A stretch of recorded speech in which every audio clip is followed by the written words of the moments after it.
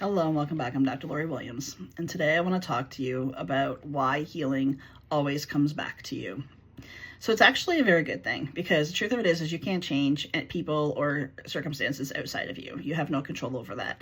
So the fact that your healing is always going to come back to you is actually a good thing, because you have the power and the ability to be able to change yourself.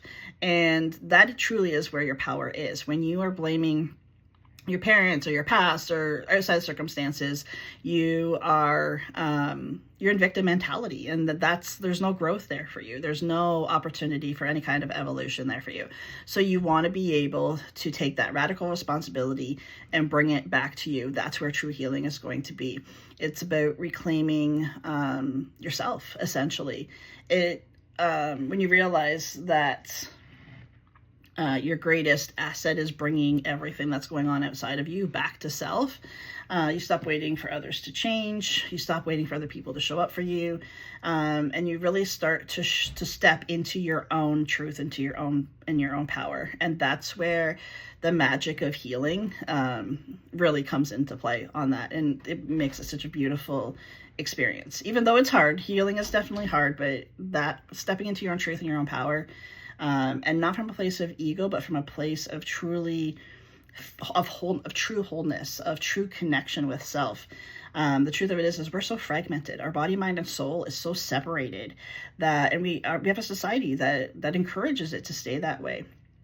Where, like, the work that I do encourages, reconnection of body, mind, and soul, and bringing everything together to be able to for you to be able to stand in your truth, in your power, as the whole essence of who you are, not from the ego, but from the true and authentic version of you. So when you look at the core, of who we are a soul being having a human experience. That means that you're not just a human body moving through time and space. We also call that life. But you're a being made up of these three parts: the body, mind, and the spirit. So your mind holds the thoughts and patterns. The body carries the emotions and the memories, and your spirit carries your higher wisdom and your intuition. So all three of those parts of you are very, very powerful individually, but when they're fragmented, it's like, imagine your mind trying to do all the things that your mind is supposed to do, but also holding on to all of the emotional and the spiritual aspects of things too. It's going to become like too overwhelmed. There's too much, too stressed out. It's going to end up getting burnt out. That's essentially what's happening to us. We're very much predominantly, usually in the physical, and the emotional and the spiritual part are lacking. We're not as connected in those areas. So then we struggle and we get burnt out mentally, which, mental health is on the rise. Mental health issues are on the rise. And it's not really surprising when you look at why mental health is on the rise, when people are just showing up in society in their day-to-day life being so fragmented. So the biggest trap that I see that's keeping people stuck in this fragmented version of themselves is the victim mindset. And I will keep continuing to scream this from the rooftops, there's nothing good for you in victim mentality. There's no growth there. There's no evolving there. There's nothing. There is nothing for you. So the first step is to get yourself out of victim mode, or at least want to. I always tell people that when people come to me and they're very much in victim mentality, I'm like, okay, here's what you need to do first, because you need to take that first step for yourself. You need to get yourself out of victim mentality first and foremost. You got to do that for yourself. No one else can do that for you. So I will give people that are in victim mentality that first step. If they are, and they have to do that for themselves. If they do that for themselves and come back to me, okay, Lori, I'd like to work with you now. Absolutely, we can do that. If they're not willing to take that first step on their own, the work we're going to do together, they're not going to do it. So I refuse to work with people at that point. It's the only time I really refuse to work with people, is if they're not willing to help themselves. The truth of it is no one can do this for you. You have to be able to do this for yourself. You have to do the work. Somebody can show you, like somebody like myself can show you, can guide you, can give you all the tools, tips and tricks and everything, but you actually have to walk yourself through it. The other person's just guiding you or holding your hand as you go through it.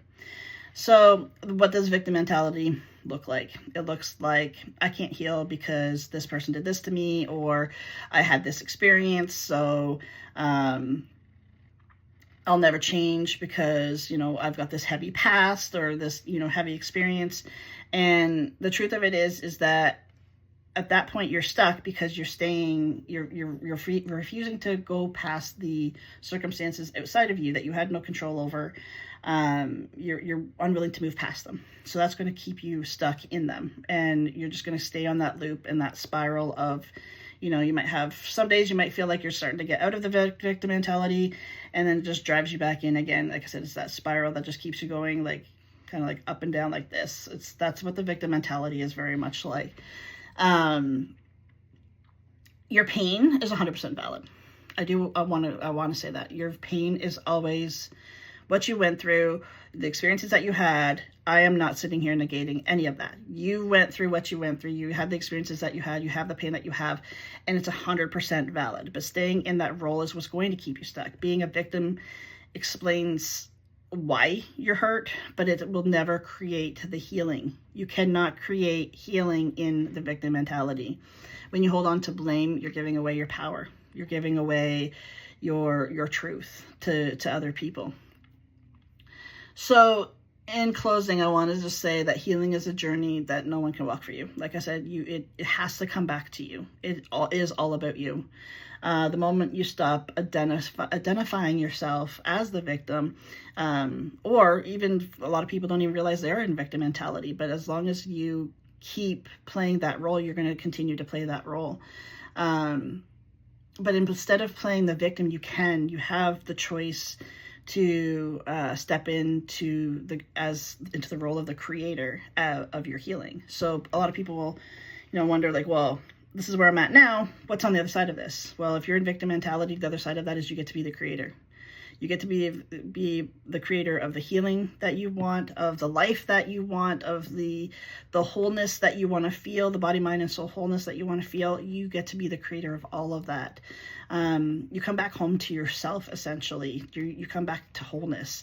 That's what real growth looks like, and that's what we're all here to experience. We're not here to experience the fragmented versions of ourselves. We're not here to experience all the stress and all the mental and emotional health issues.